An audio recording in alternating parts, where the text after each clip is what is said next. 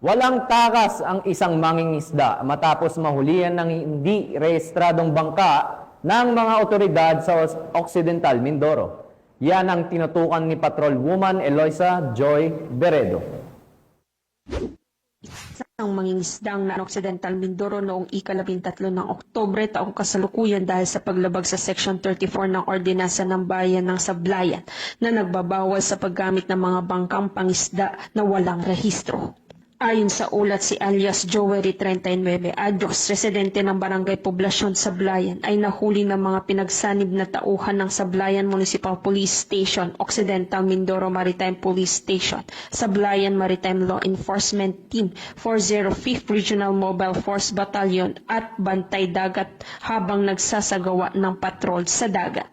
Nahuli si Jowery sa kayang isang walang rehistrong bangkang pangisda na may pangalang Princess Jane na may kapasidad na 3 GT at below, ang bangka na may tinatayang halaga na 30,000 pesos. Bukod sa bangka, nakumpiska rin ng mga sumusunod na ebidensya, 4 na set na pamingwit na may halagang 2,000 pesos, isang Sumo 12 HP na may sira na serial number na may halagang 12,000 pesos, humigit kumulang 6 na kilo na isda na may halagang 700 pesos.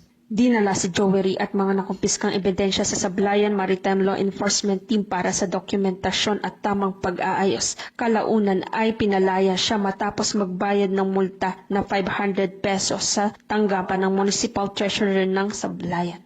Ang pangyayaring ito ay nagpapaalala sa kahalagaan ng pagsunod sa mga batas at regulasyon sa pangingisda upang matiyak ang pangangalaga sa mga yamang dagat. Pilipinas. Sa bagong Pilipinas, ang batas ay pantay-pantay para sa lahat.